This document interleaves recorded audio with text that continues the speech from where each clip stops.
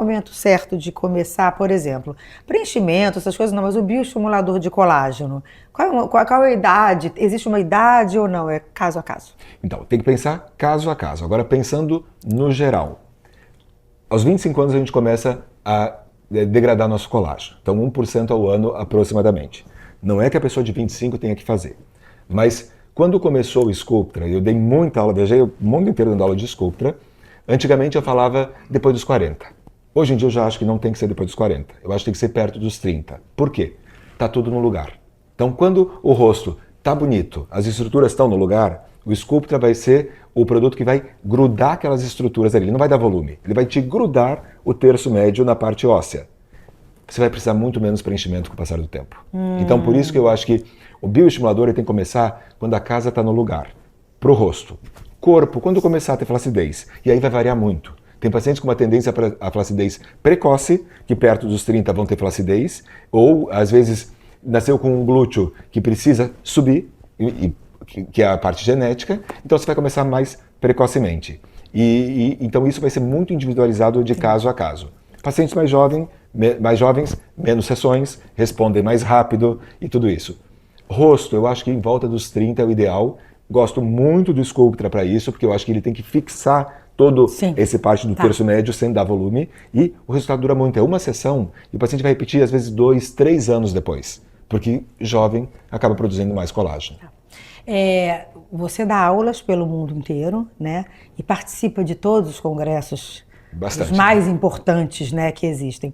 O que o Brasil tem de melhor e o que ainda falta nessa área da estética? O Brasil falta evoluir. Então, eu acho que o Brasil tem os melhores profissionais do mundo. Isso já vem desde a cirurgia plástica, você pensar de Pitangui, todos os outros cirurgiões que inovaram nas suas técnicas e avançaram no conhecimento pensando nisso. E a dermatologia do Brasil veio a toda. Assim, se você pensar, muito das técnicas de preenchimento, que eu descrevi, mas teve outros colegas que também descreveram técnicas, vieram do Brasil. Então, pegar o produto que vem de fora e tirar o melhor uso desse produto é uma coisa que o brasileiro faz como ninguém. E com seriedade, não é uma coisa aventureira como a gente vê em alguns outros países, sem fundamento científico. Então, isso o Brasil tem de melhor. E o pior é que a gente não desenvolve produtos. Se a gente pensar, todas as linhas boas de produto, de tecnologia, vêm de fora. Então, talvez investir em desenvolvimento de produtos com seriedade, com os estudos grandes que comprovem, eu acho que isso é o que o Brasil está atrás. Você tem um caso assim mais desafiador, uma história assim de transformação? Já. Não precisa falar nome, porque eu sei os casos que ele resolveu, meu Deus do céu. Não, existem casos que a gente vai tratar no sentido de retirar produto antigo, e isso é uma coisa que cresceu muito nos últimos anos, de retirar excesso de ácido hialurônico, principalmente no contorno inferior de mulher. Atendi várias, de ter que dissolver o produto e depois se tratar a pele com bioestimulador ou com fios, por exemplo, para você tracionar essa parte inferior, mas pensando em manter o contorno. Mas o maior desafio mesmo são os pacientes de paralisia facial que eu trato. Então, já são uns 15 anos que eu trato muitos pacientes de paralisia facial. Não existia artigo, nada sobre isso, então é desenvolvimento de técnica. Atendo muito na Santa Casa, que eu dou aula aqui no Instituto Azulay, muitos pacientes de paralisia facial e no consultório, e cada paciente é único, é um desafio único, porque eles contraem a musculatura de uma forma totalmente assimétrica, muitas vezes. A cada aplicação está diferente. Eu tenho que pensar se o meu preenchedor vai impactar positivamente ou negativamente em alguns músculos, que isso faz diferença. E o retorno que eu tenho deles é uma coisa...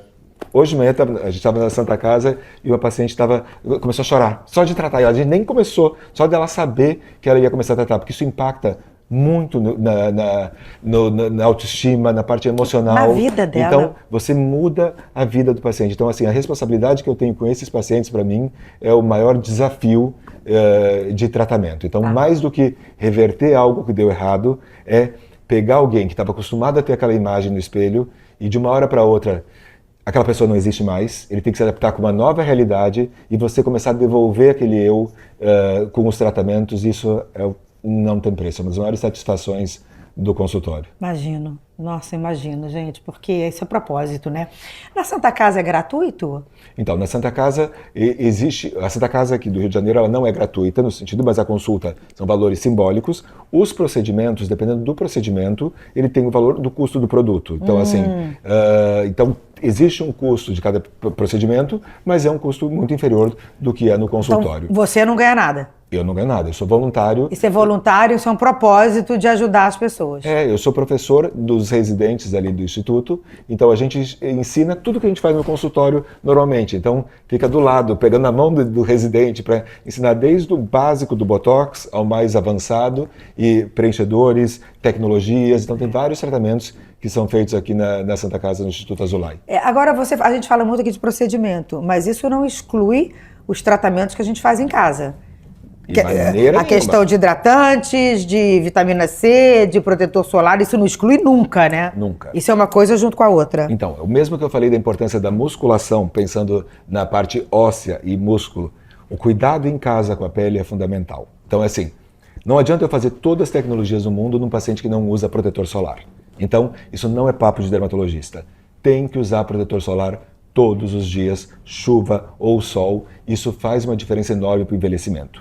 Mas o protetor solar é só em relação às manchas ou ele também ajuda em outras coisas? Então, existem dois raios principais, o VA e o VB. O UVB é o que tem no horário de mais do meio-dia, de 10 às 4 da tarde. É ele que queima mais, é ele que produz um tipo de câncer de pele e ele dá o eritema da mancha. Mas o que envelhece mesmo é o UVA, que é o que tem o dia inteiro, que é o que tem nas câmeras de bronzeamento. Porque o UVA penetra lá embaixo na fibra colágena, na derme, e ele destrói o colágeno e a elastina. Então... Aqui tem UVA? UVA tem tudo, vem da janela, vem de tudo. Ah, não vem da luz... A luz indireta também existe um efeito, mas não é. O UVA vem do sol. Tá. Então, assim, o protetor é importante. Quando a gente vai comprar, ele vai ter lá FPS. Aquilo é o fator de proteção UVB. E aí... Cada protetor vai ter uma nomenclatura diferente. Às vezes UVA 3+, 4 cruzinhas. Quanto maior a proteção UVA, melhor vai ser esse protetor. Então, usar protetor é fundamental. Lavar o rosto com o sabonete adequado para a sua pele. Então, vai depender se é oleosa ou seca. E hidratar. Então, isso é o passo fundamental para todo mundo. Até a pele oleosa precisa de hidratação.